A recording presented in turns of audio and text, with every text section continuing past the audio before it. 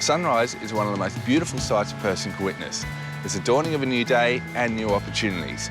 But for those who struggle with sleep, it's literally a sight for sore eyes. On today's show, we're all about two key elements to achieving a healthier and happier life: sleep and relaxation. Open, breathing. Is relaxation all about slowing down? That feels so good. Or can speeding up relax you too? You know that hurts, don't you? What's the secret to getting more rest from less sleep? We'll tackle those on the show. Plus, can what you eat help you sleep? AFL legend Tom Harley lets us in on his sleep secrets. And the early bird versus the night owl. Which lifestyle is really better for you? Stick around to live healthy, be happy.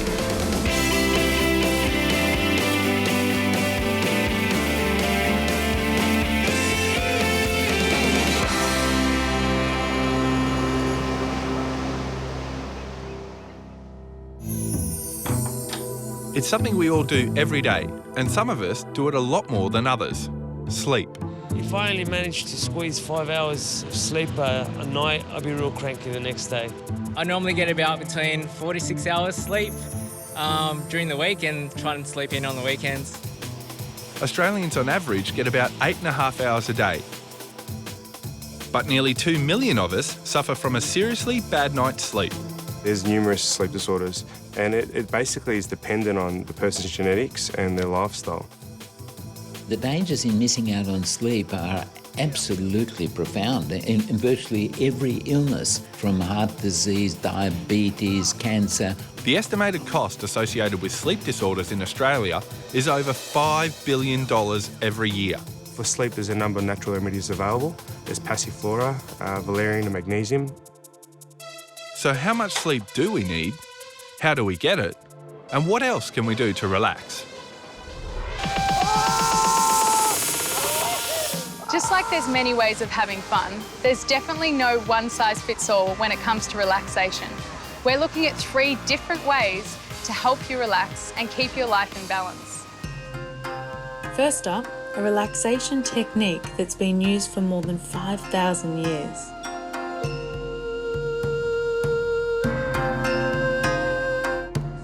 Separate your feet. Tai Chi is a wonderful exercise. Turn, open up. It's like an art, like exercise from the ancient China. Come back. The breathing techniques are all original from thousands of years ago. Step forward to the left. And the physical part is that Tai Chi improve your muscle strength, your flexibility, your balance, and it make you feel healthy and happy. You can practice Tai Chi anywhere, anytime. You naturally feel good. So can you tell us a little bit more about how Tai Chi helps with relaxation? There's 3 ways that Tai Chi works for relaxation. First, when you do Tai Chi, it's slow, you focus, and it helps you relax straight away. Step to the right. And then secondly, it's making you strong from inside. So it gives you that serenity, the tranquility that make you feel good about yourself. Turn your palm, wonderful. When you're practicing Tai Chi, you are at the moment, and then you focus on the movement, the breath, and that focus stay with you. So even when you're not practicing, you're still a stronger person. You can handle stress better. And salute. You did a wonderful job. Feels so nice. It feels nice, yeah.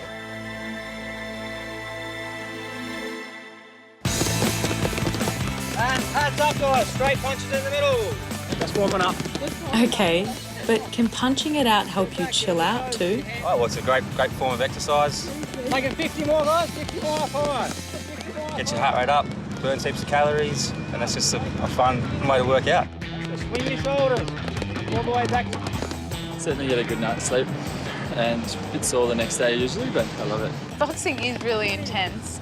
How is it possibly relaxing? Well, it definitely gives you that endorphin hit when you do work out for those intense short bouts, which actually relaxes you. And I mean, when you exercise, it just combats that stress. And, you know, when you hit the pillow at night, you relax. Come on, Ash, get me out. I can't get back up. Do you think people get tired after, or do you feel like they're re-energised?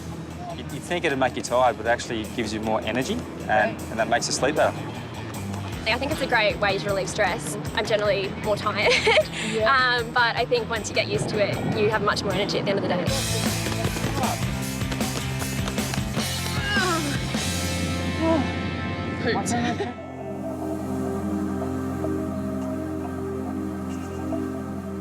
Finally, human touch. That feels so good. Studies have found that massage increases oxytocin, the hormone thought to calm us down. This is a Turkish-style hammam treatment. It's all about human touch. All flowing nice movements, the pressure points, the heated bed, which helps you to make you further relax. Oh, I feel relaxed already. The mud will help you to detoxify and purify your skin. So after that, you'll feel nice and relaxed. And what are some of the health benefits? It helps to strengthen the immune system, and also it helps to improve circulation, which helps to lower down the blood pressure. At the same time, it helps to draw out toxins. And now I'm going to put a little bit of moisturizer, and just got argan oil in it as well.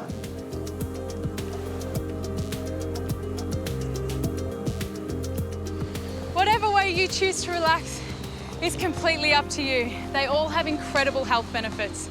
I know I'll be sleeping very well tonight. I am hooked. Here's a tip. If you're trying to relax before bedtime and boxing or a massage isn't an option, try focusing on your breathing. Coming up, which is better for you? Being a night owl or an early bird? And a recipe to help you catch some Z's. And that is my sleep-inducing supper. Welcome back to Live Healthy, Be Happy.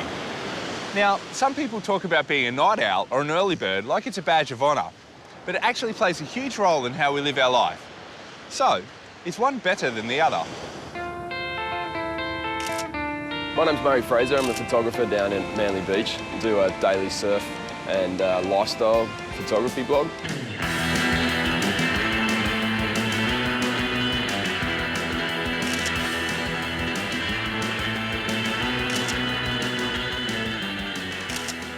I've been an early riser since I was young. The day starts at about 5 o'clock at the moment. The sun's getting up pretty early in summer, and I'll roll out of bed, grab my camera gear, jump on my bike and ride down here to Queenscliff Beach and have a look at what the surf's doing, see what the sunrise is going to be like, and then start shooting.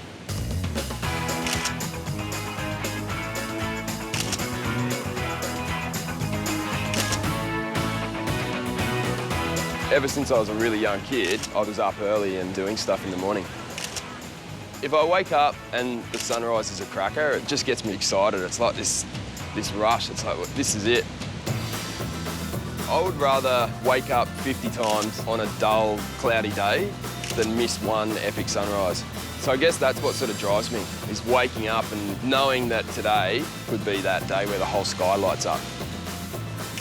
I struggle with people that sleep into 10 o'clock. I don't relate to them. You guys have missed 5 hours of sunlight, 5 hours of a day that only lasts for 12 hours.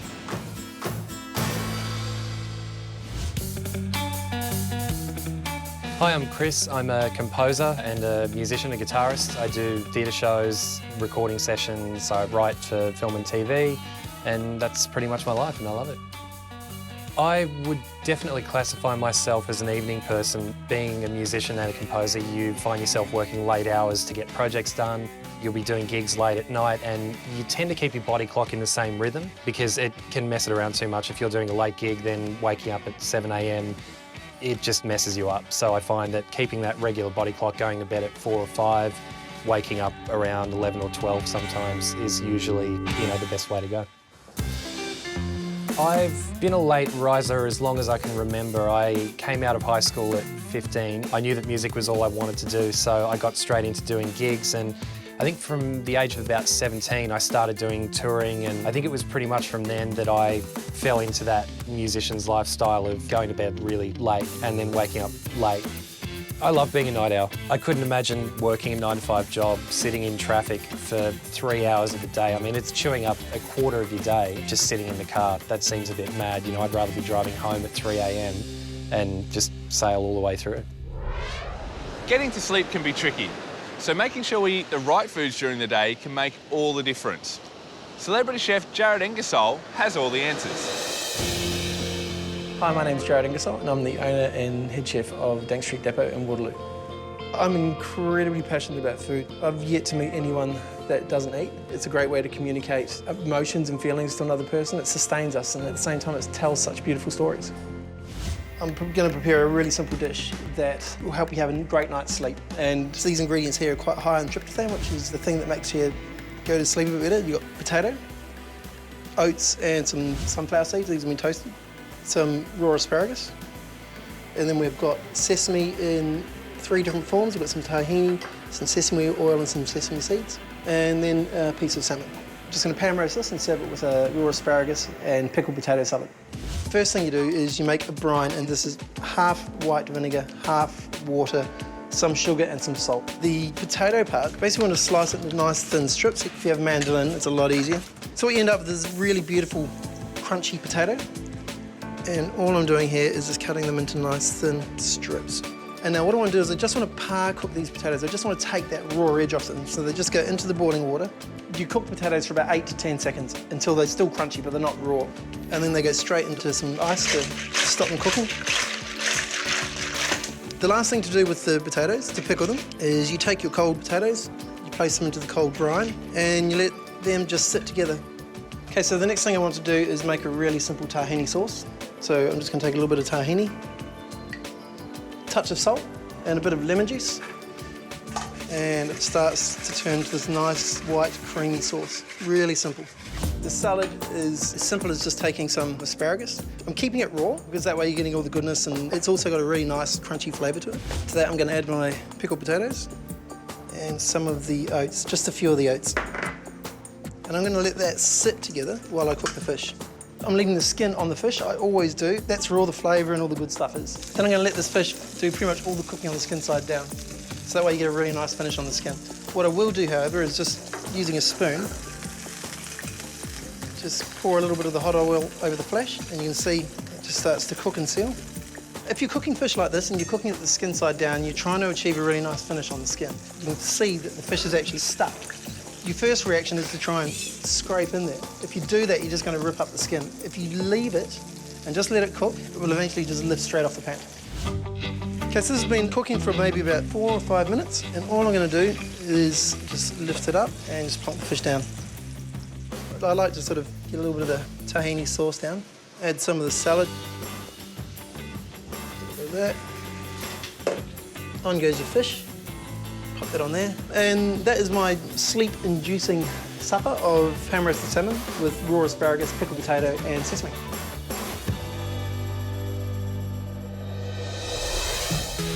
Did you know a study at Oxford University found that counting sheep doesn't actually work?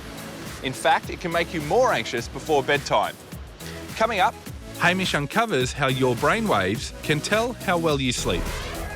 And one of AFL's biggest names, Tom Harley, reveals his formula for a perfect night's rest. Sleep's really important for whatever you do. It's certainly part of stress management. We all know that diet and exercise is a key component to living a healthy and a happy life. But consider a third, sleep. And what would happen to our diet and our exercise if our sleep was constantly disrupted? And what does that sleep deprivation ultimately do to our bodies? We're at the Woolcock Institute, a sleep research facility. And Sue is a nurse who's chronically sleep deprived. I've been probably doing night shift for about 38 years. And in all that time, I've never really had a good day's sleep.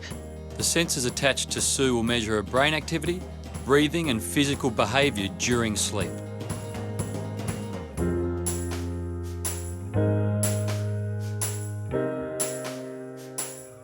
But is there an answer to how many hours is the right number of hours to sleep a night? Healthy sleep is somewhere between about 6.5 and 8.5 hours. 7 probably the best.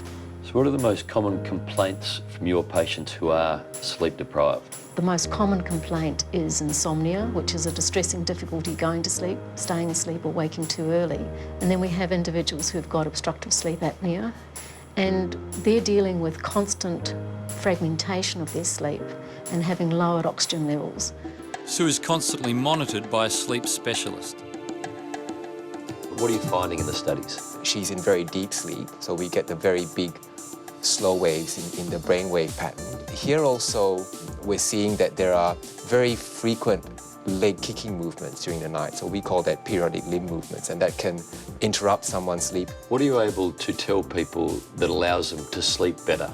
With the periodic limb movement disorder, we, for example, look for low iron levels. Treating that might help the leg kicking movements. So it's not all doom and gloom. Some issues can be treated. That's right. So what we're always looking out for is whether there's something that we can treat that would then help the sleep quality. When we're sleep deprived, it affects our brain function, causing poor concentration, slower reaction times, and a weakened immune system.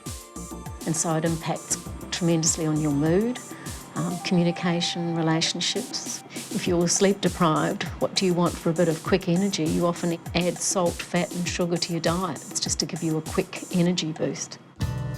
Sue's night at the Institute has provided at least some answers to her constant tiredness.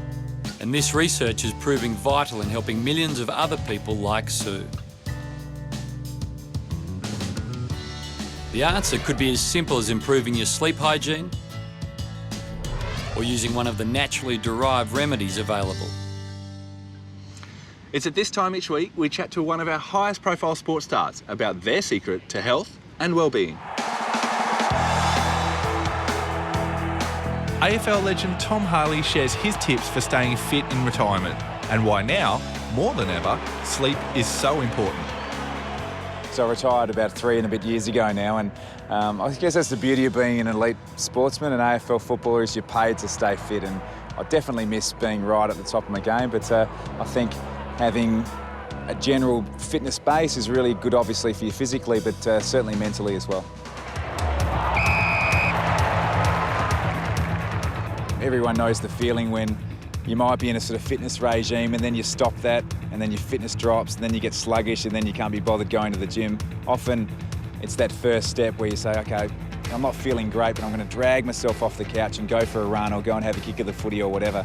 And I'm adamant that a healthy body leads to a healthy mind and a pretty stimulated life. Harley does well. Sleep's really important for whatever you do, and particularly as an athlete, again, it's that part of the refueling process. So that's probably one thing, I guess, now that I'm not playing, sleep necessarily isn't as important because you don't have to go out and physically perform and exert yourself to the levels you do as an athlete, but it's certainly part of stress management, and I'm in bed before 9:30 most nights these days.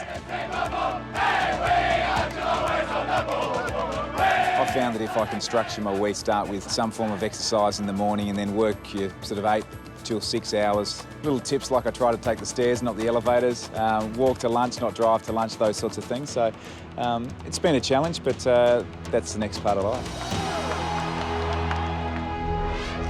Another great tip is to set aside a few minutes each day to relax. It'll become your favourite few minutes. Coming up, my 5 best ways to relax and improve sleep. Today's show has been all about healthier sleep and better relaxation. Now here are my 5 top tips. Routine. Try to keep a schedule for dinner and bedtime each night. Condition your body to knowing when it's time to sleep. Make your bed. The National Sleep Foundation reports 44% of people who make their bed daily sleep more soundly than those who don't. Stay cool. The temperature of your bedroom affects your sleep. 18 degrees Celsius is the optimal temperature for a good night's rest. Get up. If you're still awake after 20 minutes of trying to go to sleep, get up and read a book in another room before returning to bed.